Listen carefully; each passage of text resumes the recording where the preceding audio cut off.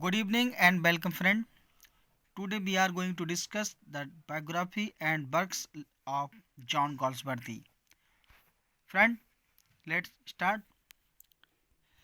John Galsworthy born 14 August 1867, Kingston Hill, Surrey, in England. Died January 31st, 1933, Grove Law, Hampstead, English novelist and playwright, winner of the Nobel Prize for Literature in 1932। देखिए, John Galsworthy का जो जन्म है, friend, आगे देखते हैं। देखिए, 14 अगस्त 1867 को किंगस्टन हिल, सरे, इंग्लैंड में इनका जन्म हुआ था और 31 जनवरी 1933 को ग्रोवलोज, हैम्स्टीन, 65 वर्ष की आयु में इनकी डेथ हो गई थी। और फ्रेंड, इन्हें जो अवार्ड मिले थे तो उनमें 1932 में नोबेल प्राइज मिला था। ठीक है फ्रेंड, इसके बाद ऑर्डर ऑफ मेरिट भी मिला था इन्हें फ्रेंड ऑर्डर ऑफ मेरिट भी दिया गया था, जो कि 1929 में मिला था। ठीक है, अब इनके वर्क्स पे चर्चा कर लेते हैं, जो नोटेबल वर्क हैं। वर्क से पहले एक बात और बता दें, इन्हें पेन इंटरनेशनल अवार्ड भी मिला था friend.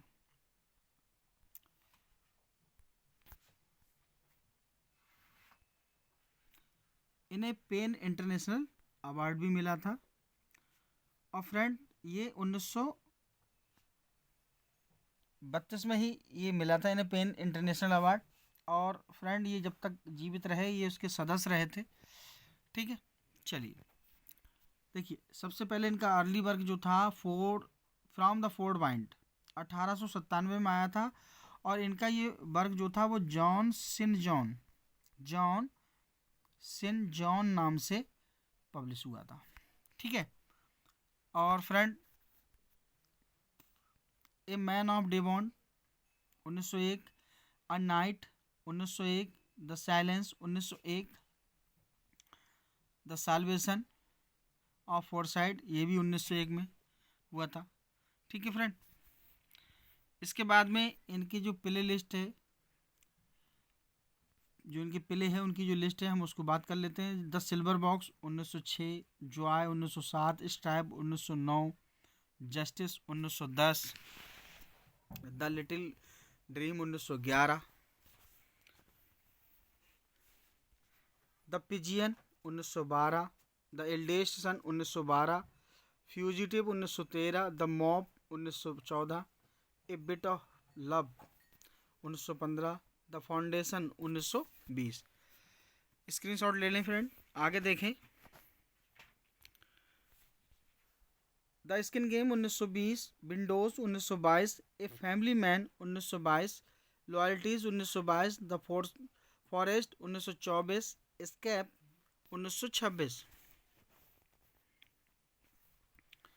एक्सिल्ड 1929, the roof 1929, the winter garden 1935। इसके बाद इनके नॉवेल जो हैं इन पर चर्चा कर लेते हैं। जोसेलिन 1898, बिला रोबिन ये यहाँ एन है, एन रह गया, 1900, the Island Pharisees, the Island Pharisees 1904, the man of property 1906। ठीक है,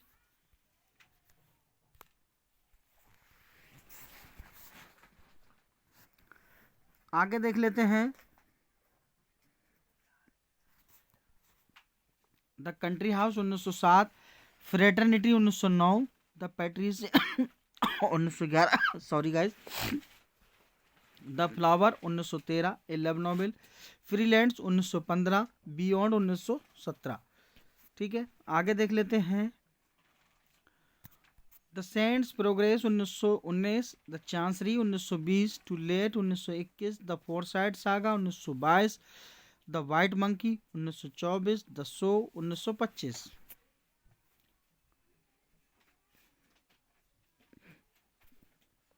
ए silent wooing 1927, passerby 1927, swan song 1928, on Forsyte change 1930, maid in waiting 1931, flowering wilderness 1932,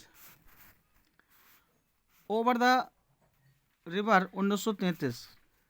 अब इनके कुछ शॉर्ट प्ले हैं, मैं उन पे बताता हूँ उनके बारे में। ये 6 हैं। The first and the last, the little man 1915, hallmark a satiric रिफीट the tiny drama the sun a scene, punch and go a little comedy. ठीक है, इसके बाद इनकी कुछ पोएम्स हैं, जैसे moods, songs and doggerels 1912, the bells of peace 1921, birds old and new 1926, 40 poems 1932, past इरेंटी, devotion to me Devon to me, Russia America, England to free man, and angry young husband called by kit. इसके बाद में essays की बात कर लेते हैं। Quality 1912, the end of tranquillity 1912, address in America 1912, two essays on Conrad 1930। जब इनकी जो कॉनरेड है उनसे मुलाकात हुई थी तब इन्होंने ये लिखा था फ्रेंड। तो ये कॉनरेड तो जानते होंगे, जोसेफ कॉनरेड की बात कर रहे हैं हम। चलिए आगे देख लेते हैं। द मैनहट्टन द मैनहट्टन 1923 से 1926, इसमें 30 वॉल्यूम थी। द ग्रोव एडिशन 1927 से 1934, इसमें 37 वॉल्यूम थी। अदर इम्पोर्टेंट वर्क्स जो थे इनके वो था एक commentary 1908, justification for the censorship of the place, ये 1909 में आई थी। ए मोटली 1910 में आई थी। ठीक है, चलिए अब इसके बाद देख लेते हैं। The Japanese quince 1910, the spirit of punishment 1910, horses in mines 1910, for love of beasts 1912, treatment of animals 1913, the slaughter of animals for food 1913। ठीक है, आगे देख लेते हैं। Indian summer of Forsyte, saint's progress 1919 में आई थी। Tatterdemalion 1920, captures 1930, abracadabra 1924, old English 1924, caravan the assembled tales of John Galsworthy, New York, ये चार्ल्स स्क्रिबनर्स सन 1925 में ये पब्लिश हुई थी। कास्टल इन स्पेन 1927, बाम्बी, ये मार्च 16 मार्च 1928 को road the Ford bird to Felix के रूप में लिखी गई थी। साल्टेन नाउ फेमस नॉवेल, जो साल्टेन है ये फेमस नॉवेल है इनका।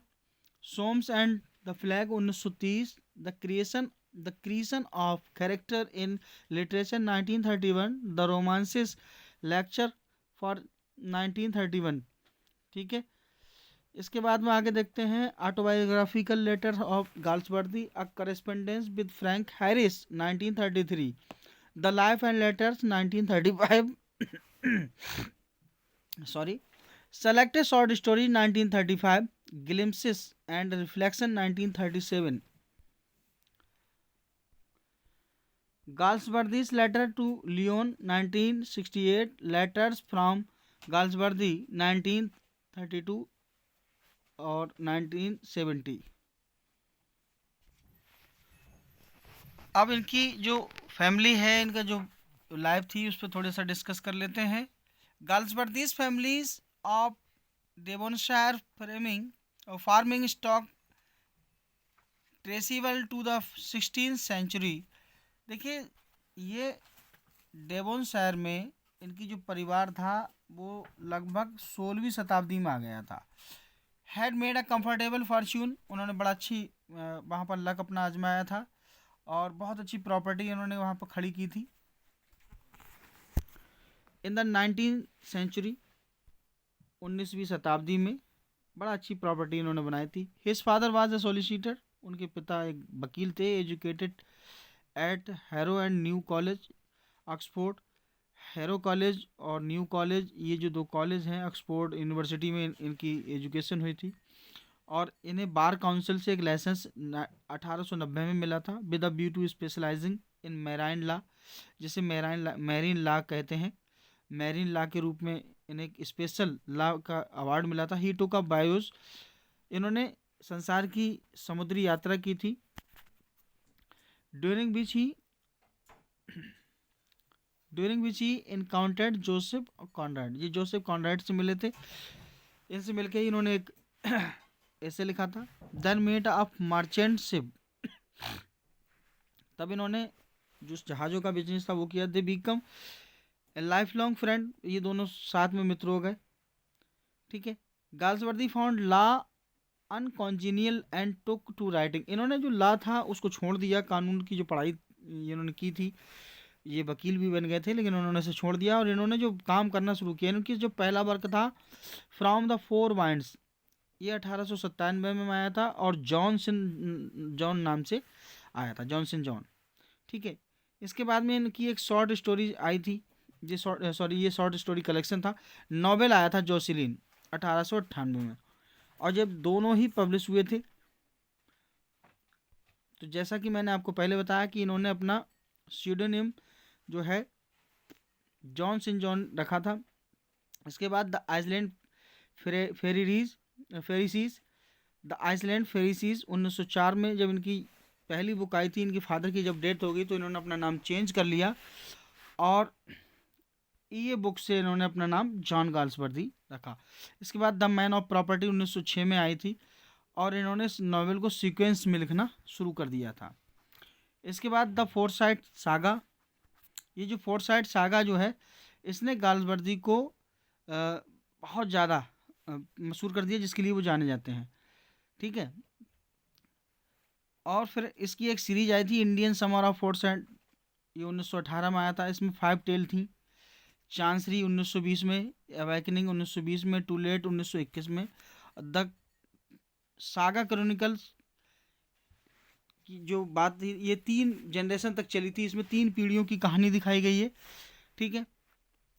और इसमें अपर मिडिल क्लास की बात की गई है, जो परिवार होते हैं अपर मिडिल क्लास के, जो उस समय की जो उस शताब्दी में जो रहने वाले हैं। Having recently risen to wealth and success, वो किस तरह से उनका प्रोफेशन बढ़ता है, कैसे वो अमीर हो जाते हैं, उनका कौन सा बिजनेस संसार में होता है। The Forsyte are tenaciously clannish and anxious to increase their wealth, कैसे उनका धन बढ़ता है इसमें। The novels imply that their desire for property is morally wrong. The saga enters परसिस डाइट्राइब्स। ठीक है। फिर इसके बाद में इन्होंने द मैन ऑफ प्रॉपर्टी जो लिखा था, उस वो भी इसका एक अभिन्न अंग था, जिसमें एक करेक्टर होता है सोम्स फोर्साइट, जो एक सॉलिसिटर है और उसकी एक पत्नी है इरीन। फिर उसी के पास बहुत ज़्यादा प्रॉपर्टी है और इरीन जो है अपने पति को पाती है कि वो फिजिकली अनअट्रैक्टिव है, यानी अच्छा नहीं है देखने में, and falls in love with a young architect who dies, वो एक युवा जो आर्किटेक्टर है उसके प्रेम में पड़ जाती है, जो मर जाता है। The other 2 novel of the saga in chancery and to let trace the subsequent divorce of Soames and Irene, तो उसमें जो इरीन और सोम हैं इनकी तलाक दिखाई जाती है कि कैसे एक अमीर के चक्कर में अपनी घर बर्बाद कर लेते हैं लोग। इसके बाद the story of the foresight after world war first, ये पहले जो विश्व युद्ध हुआ था उसके बाद में लगातार चली। और इसमें द वाइट मंकी 1924 में, the silver spoon 1926 and swan song 1928 collected in a modern comedy 1929। Galsworthy's other novel include the country house 1907, the patrician 1911 and Freeland 1915। इसके बाद में हम बात कर लेते हैं Galsworthy was also successful dramatist, ये एक सफल प्ले राइटर भी थे, ड्रामेटिस्ट भी थे। His plays written in a naturalistic style, जो प्राकृतिक रूप से जो इनके जो नाटक होते थे उनमें एक अपना खुद का स्टाइल होता था। Usually examining some controversy sorry some controversial ethical और सोशल प्रॉब्लम। इसमें जो प्रॉब्लम समस्याएं होती थी वो इथिकल होती थी और सोशल प्रॉब्लम होती थी। They include the silver box 1906 में उन्होंने सिल्वर बॉक्स लिखा, which like many of his other work, जैसे उनके दूसरे वर्ग होते हैं, has a legal theme and depicts a bitter contrast of law. उसमें दिखाया है कि एक अमीर के लिए क्या कानून है और एक गरीब के लिए क्या कानून है। इसके बाद स्ट्राइप की बात की थी, और यहाँ ये स्ट्राइप जो है 1909 में आया था। इसमें इंडस्ट्रियलिस्ट और जो वहाँ के जो वर्कर हैं उनके बीच में कंट्राडिक्ट दिखाया था, संघर्ष दिखाया था, कंट्रास्ट दिखाया था। इसके बाद में जस्टिस 1910 में आया था। इसमें एक कैदी की जिंदगी एक कैदी की जिंदगी क्या होती है वो उसको दर्शाया है। इसके बाद लॉयल्टीज 1922 में आया था, और इसके बाद में इन्होंने और भी पहले लिखे हैं। 1905 में गाल्सवर्दी ने अपने चचेरे भाई की जो बीवी थी एडा नेमेसिस पियर्सन, उससे शादी कर ली थी। 1995 में 1895 में उनकी डिवोर्स हुई थी। 1895 में उनकी डिवोर्स हुई और ये मिलते थे उनके फार्म हाउस पर। फिर उसके बाद में इन्होंने इससे शादी कर ली, और बताया जाता है कि जो फोर्साइट के जो कुछ भाग हैं वो अडा गाल्सवर्दी के साथ में ही उसमें दर्शाए गए हैं। उसमें उनके पति और वो ऐसा माना जाता है कि जो गाल्सवर्दी हैं वो मिस्टर सोमकर कैरेक्टर अदा करते हैं, और इरीन जो हैं वो अडा nemesis. Galsworthy's novel by their abstention from complicated psychology and their greatly simplified social viewpoint।